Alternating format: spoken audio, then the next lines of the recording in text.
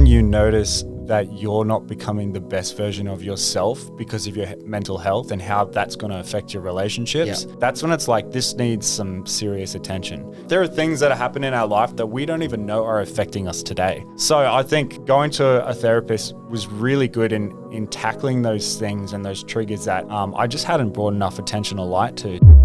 Over the past few years, my life has completely changed. I've built one of Australia's most successful e-commerce startups, Happy Skin Co., generating over 10 million per year in sales and disrupting $1 billion industry in the process. I've now turned my passion for growth and personal development to bring you these honest and eye-opening conversations. This isn't just a business podcast. This is about the person underneath. This is about the journey. This is what it's really like. I'll be interviewing guests from all walks of life, each with their own unique perspectives and experiences, from the hardest day of their life to the biggest accomplishments and everything in between.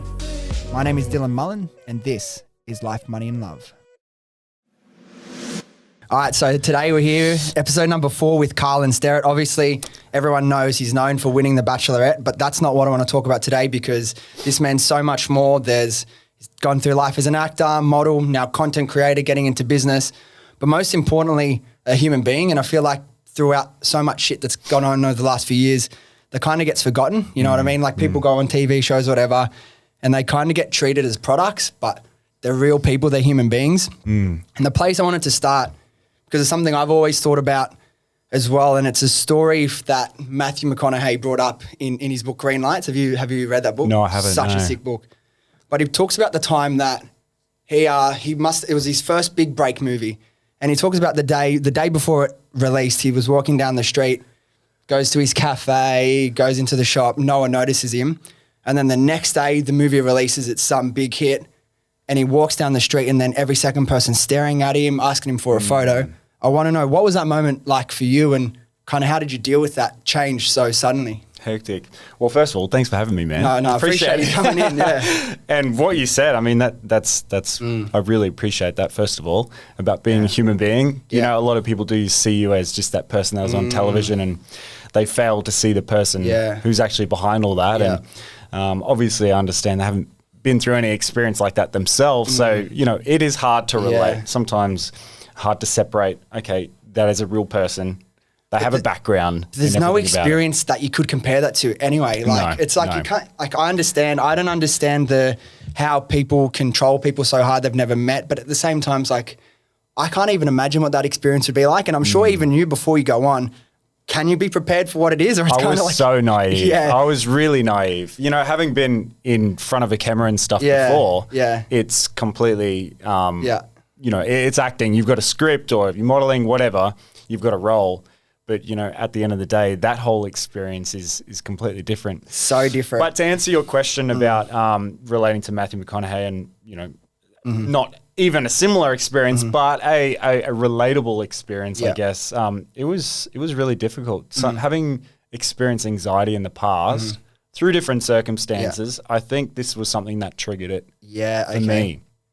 So coming into that space and being in front of people and knowing that people are watching me, like if I even just went to a pub and then, you know, you hear people say your name and you look over in the corner. People looking around and some people telling them they're made and filming you, taking photos of you and stuff. So it's weird. And like, there's not a part of me that ever thinks that I was like famous or anything like that, because that doesn't even compare in comparison to Matthew McConaughey and all those A-list actors and stuff. But obviously you're relevant for the time being and people have seen you on national television. So.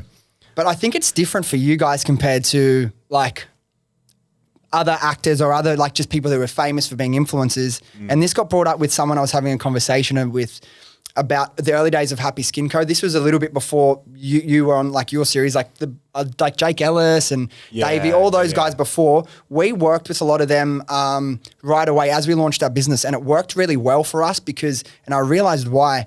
Because you guys aren't normal. Like you guys are, like you said, you're not playing a character. You're on TV like 4 days a week. And people feel like they know you and they feel like they have a relationship with you. And that means that they can say and do things to you that justifies it into their mind.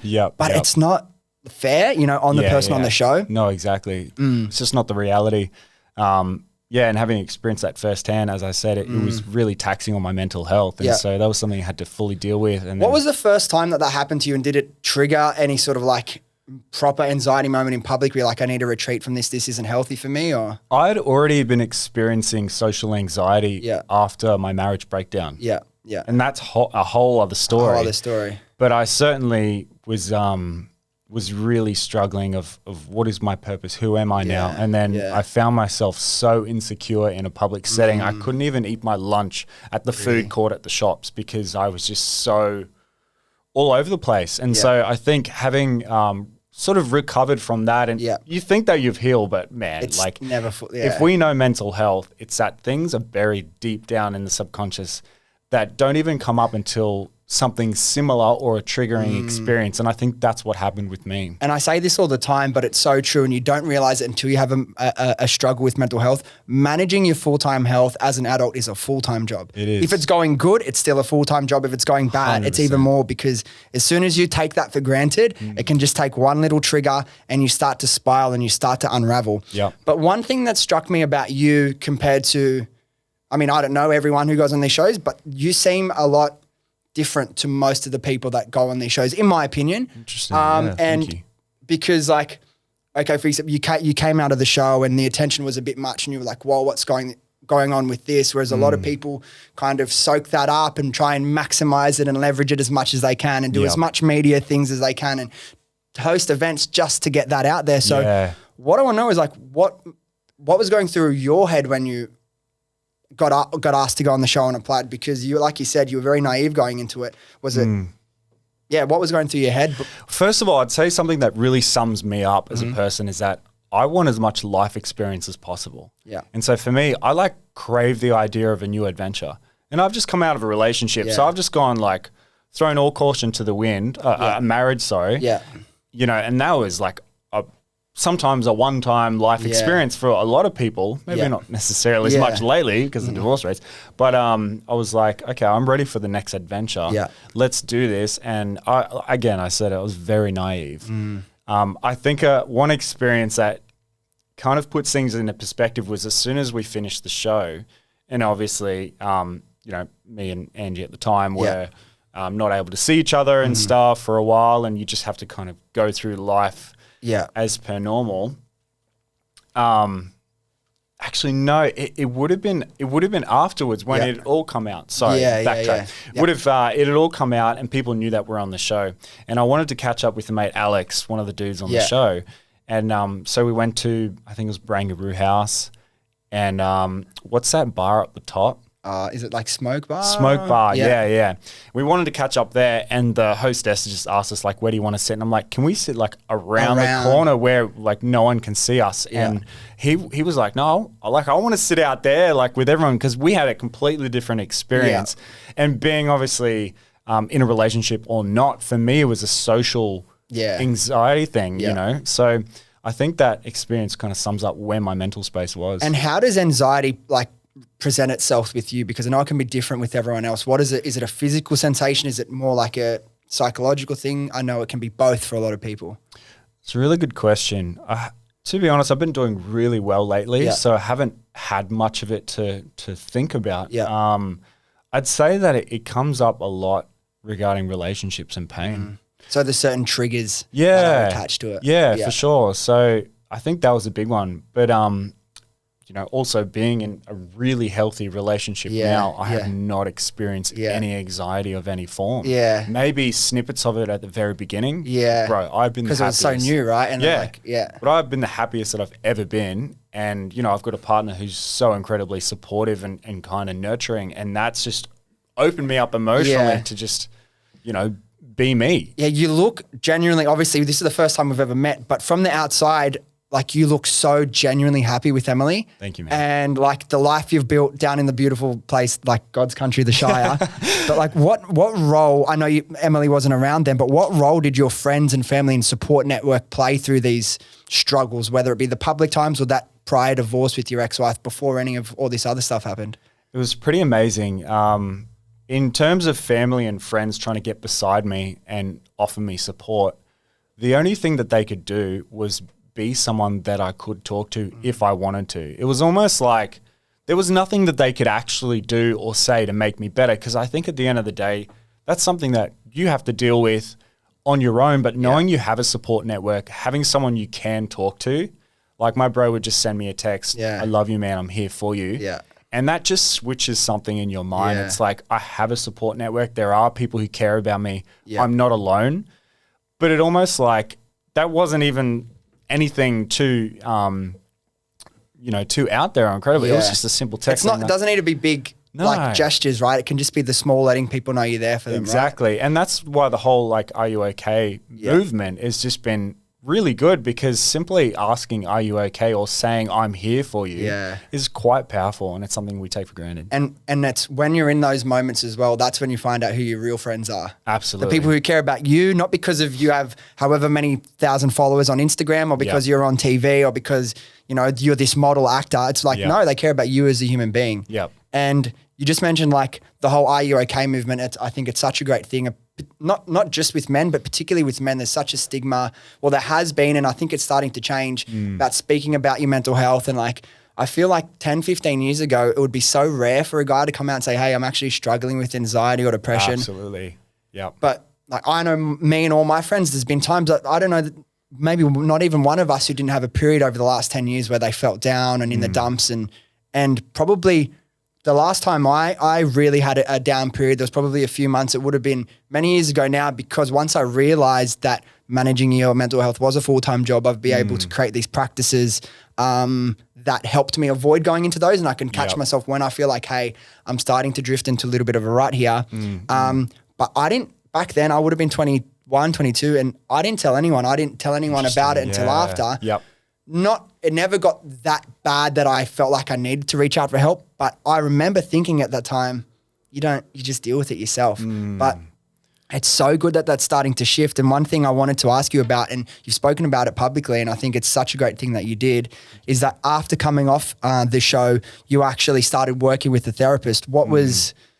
How did that come about? What led you to make the decision to do that? And what sort of role did they play in helping you balance all this craziness going on in your life? I think when you notice that you're not becoming the best version of yourself because of your mental health and how that's going to affect your relationships, that's when it's like, this needs some serious attention. And I truly believe that everyone needs a therapist, because there are things that happen in our life that we don't even know are affecting us today. So I think going to a therapist was really good in tackling those things and those triggers that I just hadn't brought enough attention or light to. So it was mainly things, like I said, surrounding relationships and things that, brought up insecurities in me of not being enough. It was really surrounding that. So it was how I viewed myself, and then from that point, how I can treat my partner. And it's an interesting catch-22. How do you navigate, because you've come a long way and I wouldn't say like I doubt you would say you're a relationship expert, but I feel like you're quite well qualified to speak about this sort of thing. How do you personally, and if there's any advice you'd give to people struggling with it, how do you navigate insecurity and trust issues within a relationship? First and foremost, it comes down to how you see yourself. Okay. And also having empathy, I think, is a powerful tool, is understanding why people do the things that they do.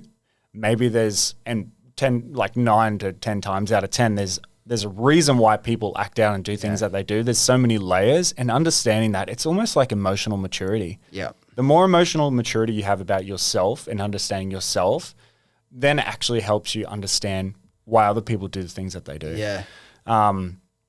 So to try and answer your question, my brain gets like all over. So like with that, I like that. It's all, so it comes from within. And is there any tools or tricks that you had to use that helped you overcome these things internally to say, no, Carlin, I am enough? Was there anything that the therapist spoke to you about that made you realize that this is an issue with him? Because I know I'm the same, and it might not be a trust issue in a relationship, but I might have certain things that certain times I'll act out in life, and then someone else who's around me might think, oh, it's because of them.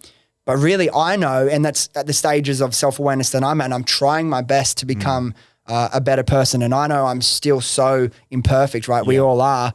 But it's like, the process of identifying why you're doing that is kind of the first step before you can stop. Because sometimes telling someone, hey, change this thing about you, or don't get insecure, or change your relationship with food, or be more patient. But sometimes there's underlying reasons about why people act in a certain way. Yeah. And figuring out what they are is so important. And for me as well, I've said it to many people, like, I'm so keen to talk to a therapist, not because necessarily there's a particular issue right now in my life that I want to work on, but I want to understand myself better. Yeah. That fascinates me. That's powerful. Like, that's a powerful question to ask. Yeah. Is like, how can I understand myself better? Yeah. And it's funny because the things that okay, let's just say I've established that it's relationships that I find these triggers about my insecurities and being enough and my self-worth. If you're single and you're like, I'm happiest when I'm single, but then you realize it's because I'm actually not in an environment where these things are going to come up. Yep. So some people think, oh, you need to go find yourself. You know, you need to be single and work on yourself. And then all of a sudden they're in a relationship where these triggers happen only in a relationship. And you're like, shit, I haven't gotten anywhere in my life. Yeah. So I found it really interesting. There was things that I knew that I needed to work on because of relationships, and they were only going to come up through relationships. Yeah. I was thinking, when I'm single, I'm so happy. I don't have to think about anyone else. I just do my thing. There's no one in my world that's, you know, bringing up these things inside of me, these insecurities. So I found that, you know, it's also funny when you go back to acting. I remember I was doing a course with Tom McSweeney, the American guy up on the Gold Coast. And he said, how can you portray an emotion that you've never experienced yourself? Like, and that's the whole thing about being an actor, right? Is like having life experience to be able to relate, that you can turn back to when it comes to trying to portray an emotion. So it's like, if you've never been in love, go get in love, go find love, like go date someone, you know, be in a relationship. So it's like, you need to experience these things to know like why you're acting out the way that you are. It's so true. And I can relate to you in a certain way with respect to you saying, like, a lot of the time I was happiest single because there's so many other less things you have to be mindful of. Like, it's just you and your mental health. And like for me, why I was single for probably like 6-7 years before my current relationship. Yeah. And it wasn't out of a particular thing, but I knew I was happiest when I was single. And I think for me, it was more anchored in like, I love having full control and autonomy of my life. 100%. And I get that.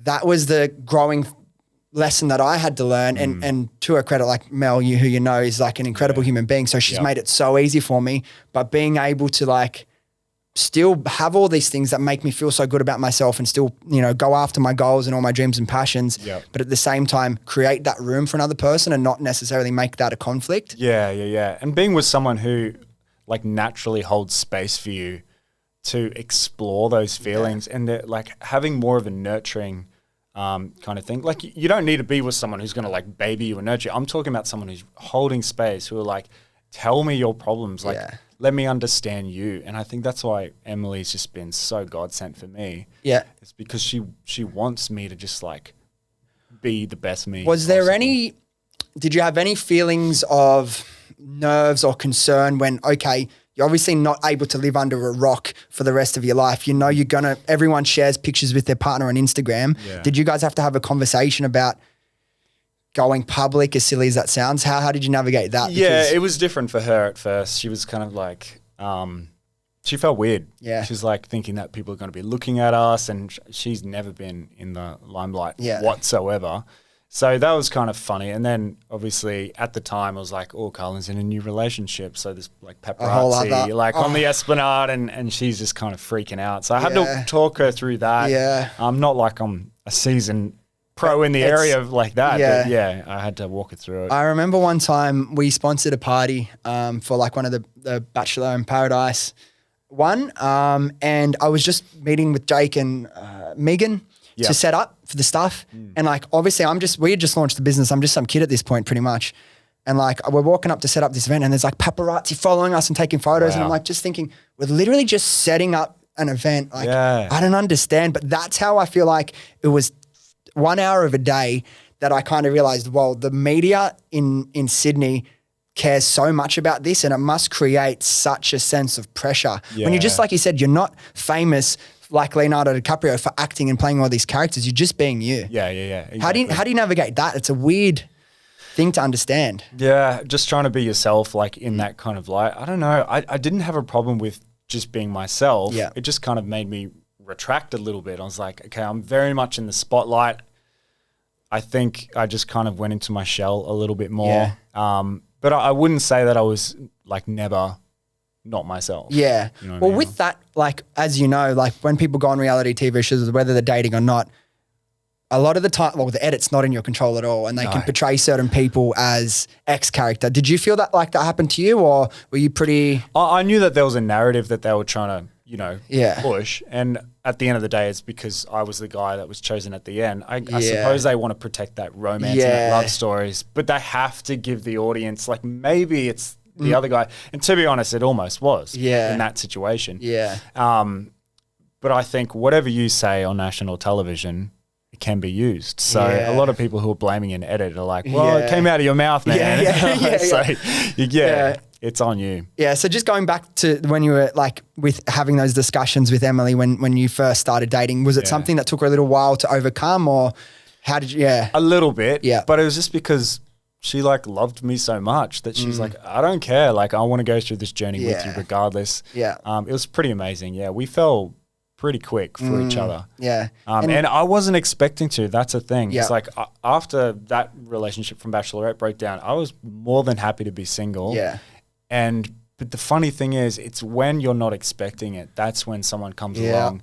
And I couldn't deny it. Like, I've met this incredibly beautiful, intelligent, emotionally mature person. And she was only 25 when I met her. Yeah. That's crazy. Yeah. I'm 33 now. She's 26 now. So it's, I know what you mean, man. Like it's probably why you met her. I don't know, but I don't know what you were going through personally, but I know myself and my friends, whenever you're looking for the next relationship or you want to be with that person, even if you start dating someone, a lot of the times it never works out because it's so forced and you're actively looking for something. But when you can just let go and let life happen, I always thought, because I've always been such a driven person. Like I said, I was single before my current relationship for like 6-7 years, man, and happily, not in the fact that I was whatever. I wasn't upset about it. I wasn't saying I want to be single forever. I was just going about my life. But there were moments I would have these thoughts. It's like, I know how much I want to achieve. Yep. My number one in my life right now is figuring out exactly what my purpose is. Yep. I know I'm on that path, and I know I have a lot of goals I want to achieve. Am I ever going to meet a girl that's going to make me back then I used to think, am I going to meet a girl who's going to make me want to sacrifice that? And then when I met the right girl, you realize, well, first of all, you're not sacrificing that at all. No. They're making the journey so much more beautiful and enriching, and are actually there to support you if they're the right one. But until it happens, and like when you meet the right person, then you know.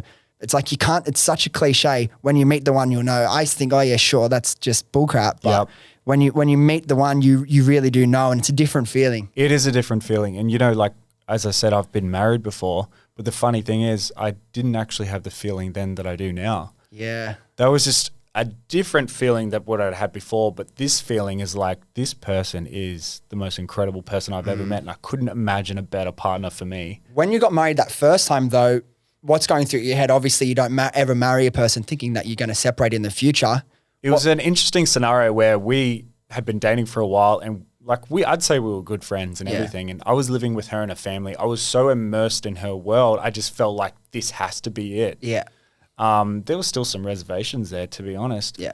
But it was almost like, well, this is, I guess, better than what I've had before. And so I guess people don't know the big questions to ask. Yeah, sometimes we're prisoners to our own success or perceived success. Like, okay, I've got this really successful business. I need to commit all my life to that, even if it's not the right thing. Or I've got this really good, solid relationship that it's like you said, better than past relationships, or from the outside looking in, is a very respectable relationship. I should just follow that down. But like you said, even inside of you, I don't know whether it was conscious or unconscious, that gut feeling, your soul, there are these reservations. Yeah. And it's like... It's crazy, man. The amount that I've learnt through relationships is pretty incredible.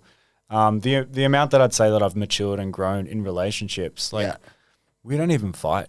Yeah. And that is amazing. Yeah. Like for me, because I'm not a fiery person, but but I think there's certain triggers and stuff in a relationship that can bring out the worst in me.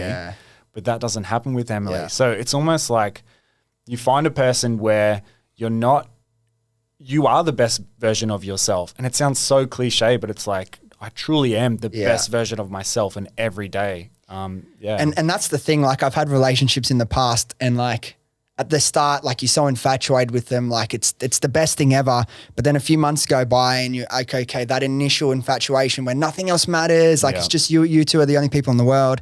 And then you start to get into real life, and then you realized how important compatibility is. And when I say compatibility, I don't mean, they have to have blue eyes, blonde hair. It's just, it's like an energetic thing. Just two people come together and somehow it just works. Yep. Yeah, absolutely. I think, a lot of people have expectations when it comes to compatibility.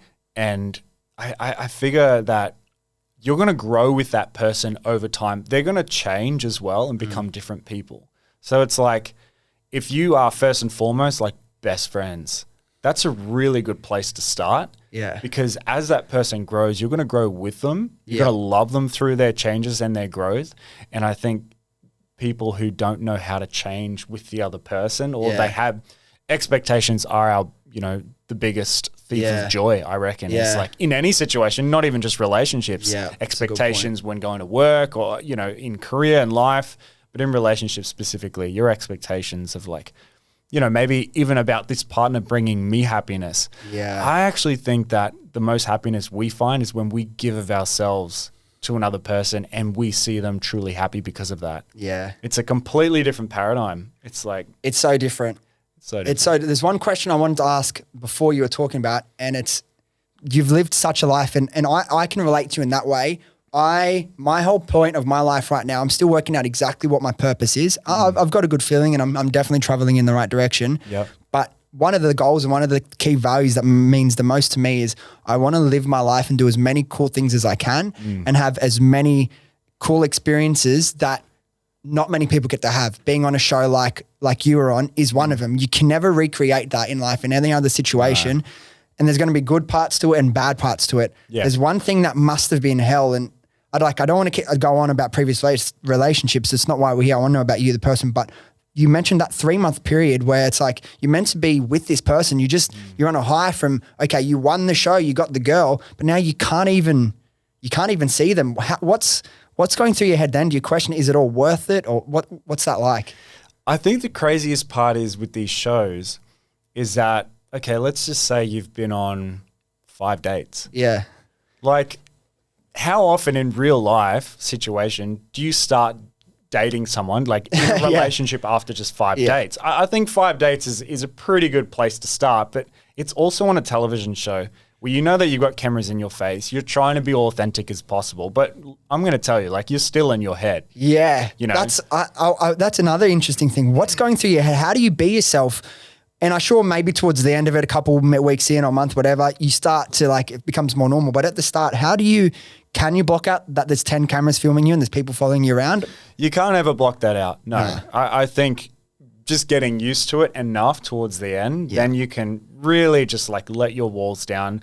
But to be honest, they give you alcohol for that as well anyway. So back to what I was saying, it's like you've been on like 5 dates, and then you're expected to be in this relationship, and then you can't even see each other anyway afterwards, and they do organize like secret dates, rendezvous and stuff like that. But even then, it's like, okay, shove you in this space together in each other's pockets for a weekend and see how you go. So there's a lot of pressure to begin with. Yeah. And then when the show starts and you're watching it and, you're seeing everything that's happening on the show, it's just a lot for your mental health. As I said, I was naive. Yeah.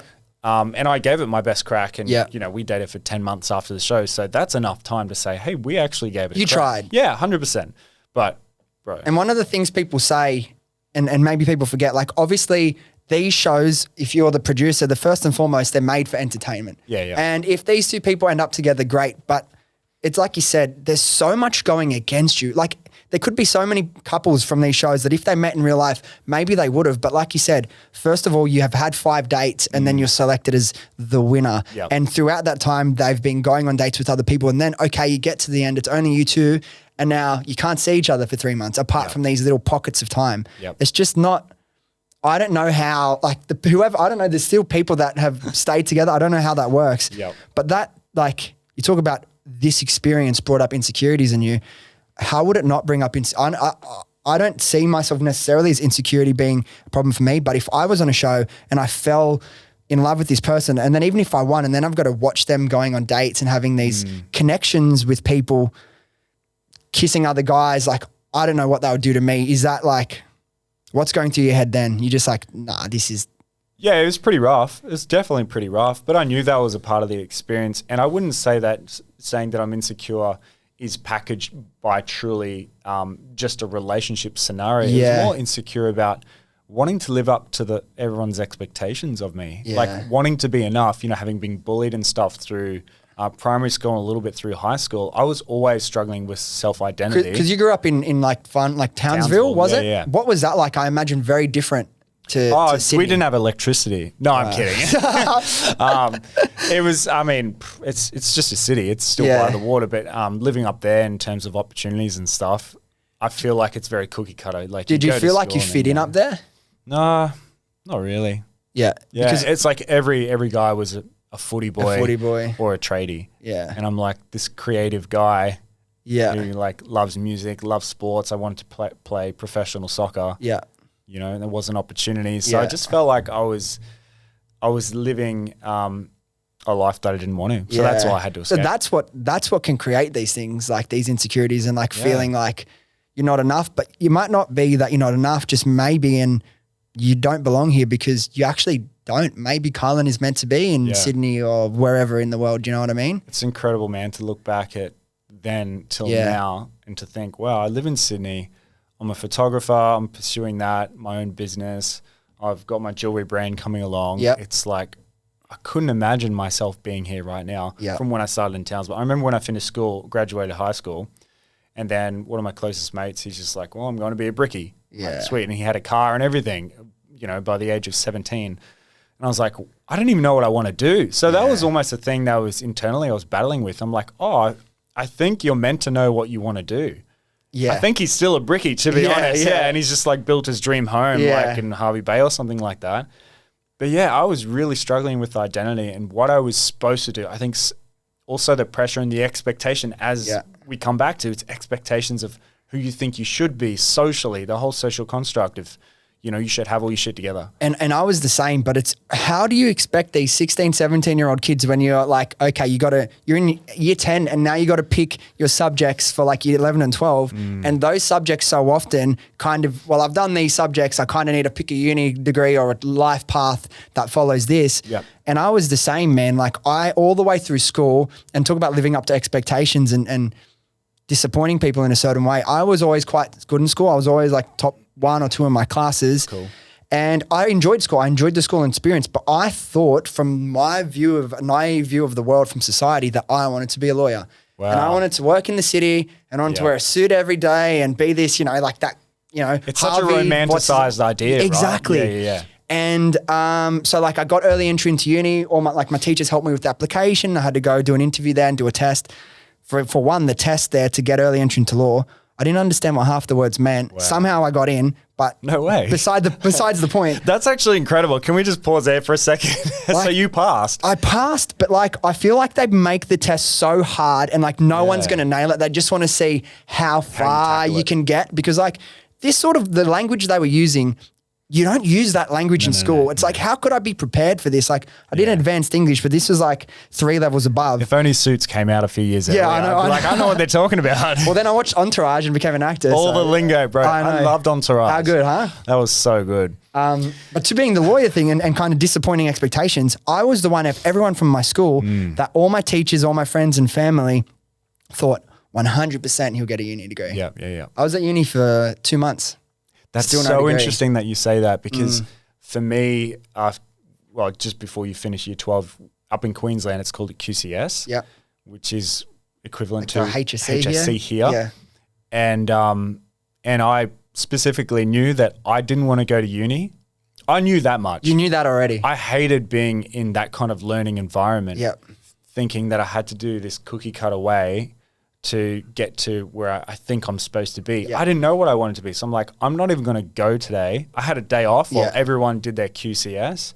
So I didn't even have anything tangible that I would be able to go to uni with. Yeah. And I literally just like did whatever for like a year. Where did you go after high school? Like, what was your path? I chilled for a little while in Townsville and literally did not much at all. Yeah. And then I was like, I just need to get out. So I moved to Cairns. Yeah. And that was how far is Cairns from Townsville? like 4 hours north. Okay, Like, yeah. I've just gone further north. But yeah, that like, and I was dating a girl there, Yeah. so a little bit of life experience, and I Yeah. ended up coming back to Townsville. Townsville was kind of always like the halfway Is that home point. for you? Yeah, or? that's home. But your family's like still a family my up there? parents are there. Yeah. My brother lives Back down down here here. with his wife and kids. But then I went to the Sunshine Coast, and Yeah. that's when I got to taste more of the coast and that kind of Yeah. lifestyle. And then I just gradually wanted more. So Gold Coast was the next logical. Working your way down the Western Seaboard. And then now I'm in Sydney and loving life here. I'd call Sydney home. At what point on that journey did acting become the dream? I think it was on the sunny coast. I got into modeling. Yep. And I thought this is a cool way to make money, stand in front of the camera, pose. And the modeling agency at the time had more of like an acting sector as well. And they said, hey, do you want to just give it a shot? Yeah. And I did. And I got a couple of like small Yeah. commercials and a bit of extra work. And then it kind of went from there. Yeah. And then I kind of just got more like exposure through commercials and extra work and working on like Pirates of the Caribbean on Yeah. the Gold Coast, which was awesome. That would have been a fun experience. Yeah, I was just like one of the redcoat soldiers. Oh, on that's this cool. massive hydraulic ship with Yeah. like this green screen that was like 5 shipping containers high surrounding the whole thing. It was like an incredible experience. When you're there in that moment and you're on this set, are you convinced that you want to be an actor for the rest of your life? Yeah. And even though there was like balls hot and I was sweating, like redcoats, they wear Yeah. like those layers. And they took it through musket training and everything, like learning how to operate them and to use the cannons. Yeah. It was so crazy. I think I got killed in that scene. But anyway. That's cool. Yeah, so like heaps of that Yeah. experience, being on set, big film sets, meeting famous actors. I was like, oh, this is awesome. Like, and so I got my first feature film, a lead in a feature film in 2016. Yeah. Paid for it. I got paid How for good. it. Everything. It was like a big eye-opening experience. Yeah. I'm like on set, I feel the happiest because I'm using my creative juices and I'm using my craft.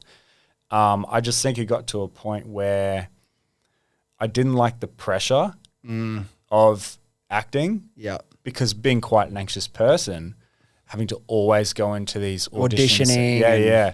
And it did become a lot. And I think at that time, I probably wasn't emotionally mature enough handle it? to really handle it. So I think I might be okay now, but I've chosen a different passion, Yeah. like gone with my photography, videography, Yeah.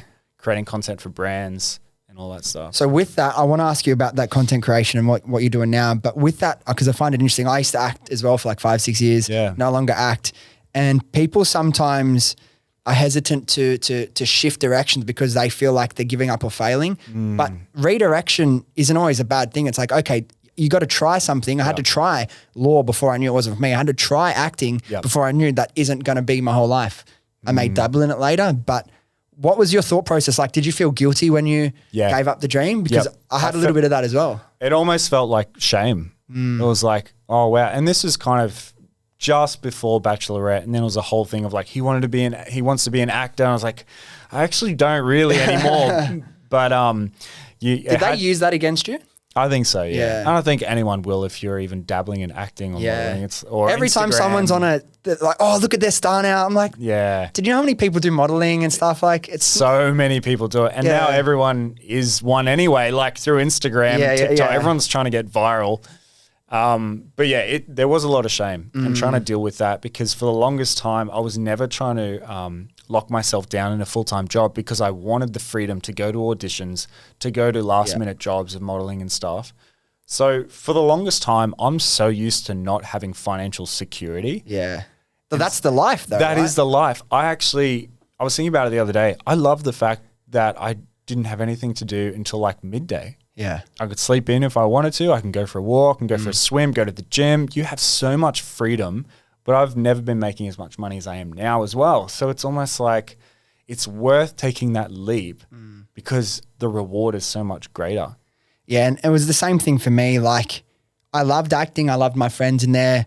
There was certain things I didn't like. The pressure was one thing. I felt like I could deal with it. I didn't enjoy it. No one really enjoys it. But what I hated was the lack of control. Yeah. And that like, I always had to be the one asking for the job. Please hire me, sir. Right. Please do this. Yeah, and then like, even if you do the best, half the time, it doesn't matter if you do the best. You might look like the brother, the sister, the dad, the mum, the whatever. Yep.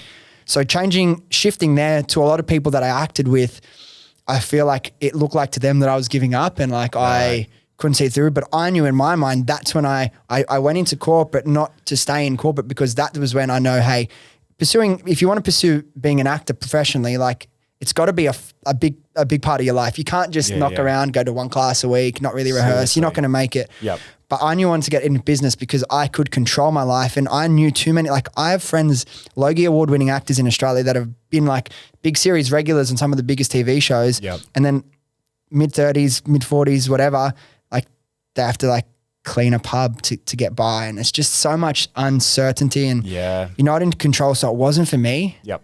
Yeah. If you're trying to get into acting as well for the money and the fame, trust me, that's not a driving force. No, I heard a quote, I think it was of Robin Williams. He said, if you want to be an actor, if you can do anything else, do it. Yeah. Only be an actor if you have to be an actor. Yep. And I have so many friends that have to be an actor. Yeah. But you said, okay, I want to get into like, because I think it's really cool trying different things. Where did you realize that photography and content creation was another way that you could express your creativity? I was doing it as a hobby for a while. I was in the fitness industry for like the past 6 years. And then I got over getting up at 5 a.m. It was like 4:15. Were you a PT for yeah, but I was doing a lot more group training. Okay, yeah. And so getting up at 4:15 to take the 5 a.m. class, and where I was at a job where you had to be the loudest person in the room or else you're not doing your job. And so I'm like yelling at people at 5 a.m. I'm half asleep. Like, I'm just like, this isn't for me as well either. I lost the passion. Yeah. The whole fitness thing is my bread and butter. I love it for me. Yeah. I don't want to be yelling at people. Yeah. And so I was like, I'd done a couple of jobs for friends, made some cash by creating some content for them. Yeah. And I was like, I'm not bad at this. Yeah. I'm just going to give it a crack. Yeah. And I've been so blessed, man. Like, jobs have been coming to me. I've barely had to go out and source anything for myself. And maybe having a little bit of a social media profile, having been on the show, like it helped me being established as, oh, there's Carlin. What's he doing now? He's like creating content. Let's hit him up. Yeah. So it's and do you feel like you found your purpose now? Yeah. Oh man, I love it. Yeah. Absolutely love it. It could change later on down the track, but for me, I'm really excited about my jewelry. Yeah, like, native jewelry, right? I wanted to ask you. That's native. Yeah. So that's in the works. Production's been made now, and it's probably a month or two. How did you like? Where did you get the idea? Did you know it wanted to be jewelry or fashion? How did that? I think I don't know when it clicked. It was more of a thought at the time, but it was really Emily that inspired me because she's launched her own jewelry range called Dainty Jane, and excuse me, she was like selling her stuff. She was quite successful with it. And I thought, it's possible. Yeah. I'm just going to have some water. Yeah, cool.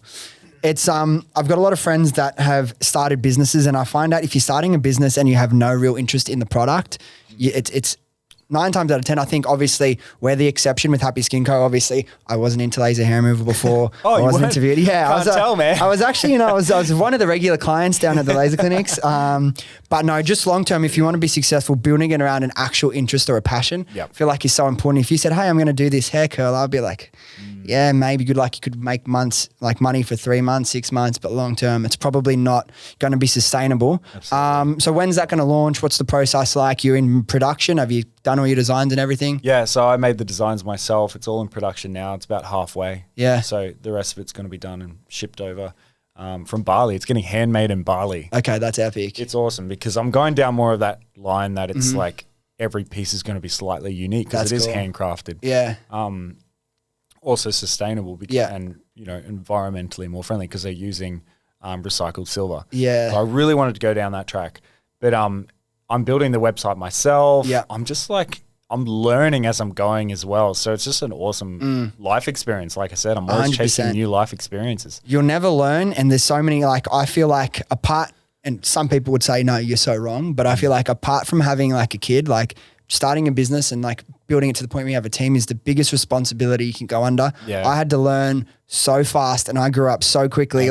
We blew up so quick. I was this 24-year-old kid I had a little bit of corporate. I worked in a gym for a few years, and then I had a little bit of corporate experience, but I was never in management roles. I was never trained proper processes. So I had to learn so quickly. And the biggest thing I had to learn was like communication relating to different people. And I think one of the things you mentioned earlier was a journey I've been on is like empathy. Yep. Like for me, it wasn't empathy as like be kinder to other people. I was never an asshole, but just realizing that people are different and have different perspectives for different reasons. And like, because of that, you may need to treat people differently or communicate to this person differently. I might be able to go, hey, Joe, we need to make this brief for the thing. Can you get it done? Yep. And he might be like, yeah, sweet. He's like, needs minimal information and likes to go after it. But other people are like, hey, let's sit down and go for coffee. So there's this idea I have. What do you think? It's a skill set. It's such a skill set. Like talking to different people is a skill set. You can't communicate with one person one way. And that comes back to training as well. Like how you train one person is not going to be the same for the other. 100%. Like yelling at this person, this person might not like that. So it really is a skill set. Learning that when it comes to business, obviously for me right now, I'm not there yet. Yeah, of course. But I know that's going to have to be something. For sure. But as you said, loving what you're creating and what you're selling is the most important thing. For me, I want to be able to do my photography for my business. I froth that idea that I'd be shooting lifestyle stuff for my own brand, but also Emily's. That is like my goal, that we would both be working not together, but together on our businesses, and I'd be just shooting all the content. That excites me so much. I want to change the pace a little bit because I want to know something. I know mental health is really important for you and for your life, for the makeup of who you are as a man. But how do you as Carlin practice self-love? Well, as you know, I'm a Christian. So having that faith side, it has shaped me into the person that I am today. And I'd say that it's because I'm able to submit myself to a creator. And I know that's not for everyone. I know that people are on a completely different faith journey, spiritual journey, and everyone's on a journey of discovery. I don't have all the answers. I know you don't have all the answers. No one has all the answers. But bro, if you've found something that truly makes you happy and brings you deep, fulfilling joy, like why? Like if it's not broken, don't try and fix it, right? So for me, it comes to the point of knowing that I'm created and loved first, because I believe that if you can't fill your own cup from somewhere else, how can you pour it out? You know, I've seen the perfect example of like, you've got all these cups, right? And they've all got water in them. And let's just say one is family.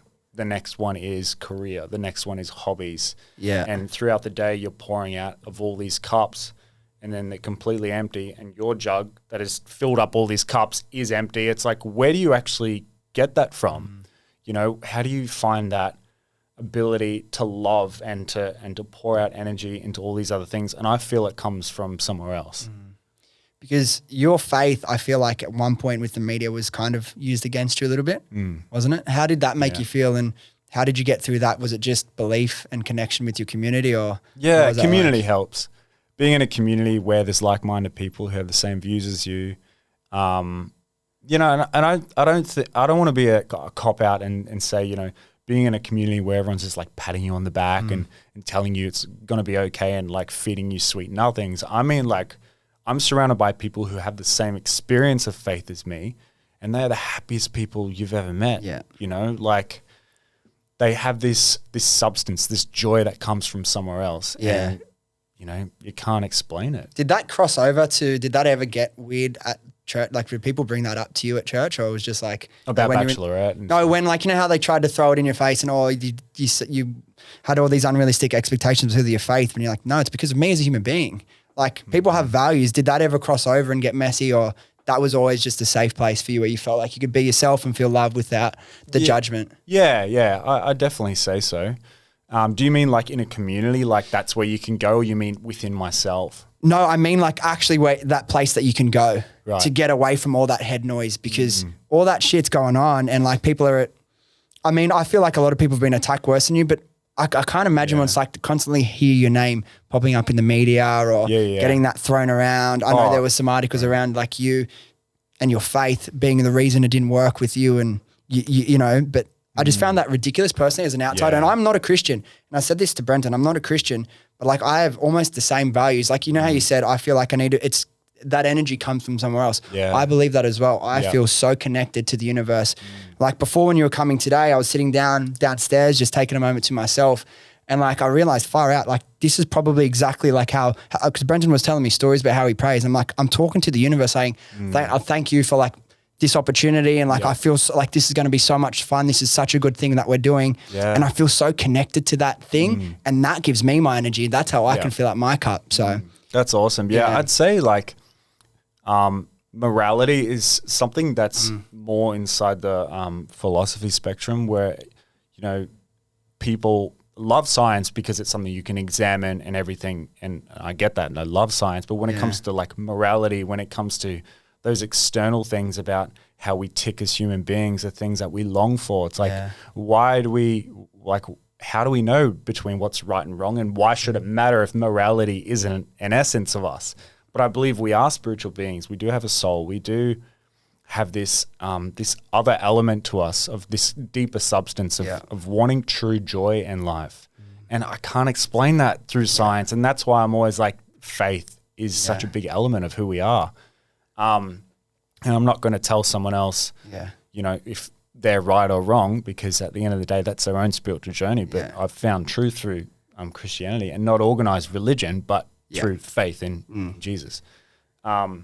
So yeah, that's something that I've always been able to fall back on. And I think when it comes to my anxiety, I don't have all the tools, but what I do have is the ability to submit what I'm dealing with to God, to a creator. And I feel like there's so much power in being able to shift that and just be like, take it from me. And there is actually true joy and peace, I believe, that comes from God that doesn't come anywhere else from man or any other substance or anything like that. So that's beautiful, man. I just have a couple more questions and then we can wrap this up. But you spoke about your brother before. Is it older brother, younger brother? Older brother. If your brother, let's say he's a little bit younger, say your brother comes to you, is your brother single or is he? He's married. He's married. Let's just say he's not married, and he comes to you and he says, "Hey, Carlin, they just offered me to be on the next season of The Bachelorette. What do you think? What would your advice be?" Having already been on it myself. Having you been through it yourself. I'd say don't do it. Only because, not bagging out the show, it's more of because the personality type that he is. So much more introverted, so much sweeter, softer. I'm like, just don't expose yourself to that. I feel like I've been through some shit. But I only feel like I could go through that because I know I could deal with it. For him, I just don't. Like he crumbled. I'm not sure if you watched it. Sorry. But he was on the show for a little bit. For an element. And after the whole experience, he completely crumbled. Really? Yeah. He was like, that was too much. He's like, I want the camera crew out of my house. Like, they came to his house as well? Yeah, because we shot there. Oh, you do like the hometowns and stuff, right? So that was rough for him. There's a weird period in that show that I read about you that like when she's out doing hometowns with all the other guys, didn't you have a week where you're by yourself? Just you and your thoughts in the mansion? What's going on through your head? Like for a week, did it feel like a year? It felt like a lifetime because for one, you've been there with like 20 other dudes and then all of a sudden they're all gone and it's just you and the house minder. And we had just so much downtime and it was already getting to a point where this place is so boring. And it's Do you have your phone and stuff or it's all taken away from you? You don't have like any outside sources to the world. It's just you and your thoughts. And that's dangerous, especially for someone like me who on a good day. And in such an intense, it's such an intense journey that you're in the middle of as well. Seriously, yeah. And just thinking about that whole thing the whole time. And that's the thing is like the experience is set up for you to completely romanticize about that other person 24/7. It's like I'm supposed to be fighting for this person all the time. And it's like I've been on a couple of dates. It's hard. Oh, that's so, I couldn't put myself through that. Actually, I won't go into that. And do you think if you, knowing what you know now, if you could go back, would you do it all again? Would you still go on the show? It was one of the coolest experiences that I've ever done. And like, if anyone says like, what's one of the most amazing experiences, I'd say it was Bachelorette. You know, it's completely different to what I've ever done before. I learned a lot. I wouldn't do it again now. Of course. Would you do anything differently now? No. If you knew? No. Because you were yourself, right? Yeah, exactly. But obviously, having been through the experience of what I know now about all the processes, I'd probably be a little bit more relaxed. Yeah. Yeah. And obviously everyone knows who you are already, but where can people find you and your new jewelry brand, which is coming soon? Just let everyone know. Yeah, sweet. Well, Carlin Sterritt on Instagram. That's what everyone knows. Native Jewelry. That is the jewelry brand. Sweet, man. And this has been an honor for me. I knew I didn't want to talk just about reality shit. I want to talk about the person and the growth because you've been on such a journey of personal growth and development, and I'm sure it hasn't always been easy, but I appreciate you sharing your thoughts and your experience because it can be helpful for so many other people. And there could even be a handful of people that will go on a reality show one day, and hearing your thoughts behind that will help them be better prepared for what's to come. I hope so. Yeah. Thank you so much for having me. Thank you again. Really appreciate it. Thanks, man. Cheers. Thanks, bro. Thanks, bro. All right, there we go. Thank you so much for listening. If you enjoyed this episode, could you please do me a quick favor and hit the follow or subscribe button? I honestly appreciate it more than you know. Thanks again, and I'll see you next time.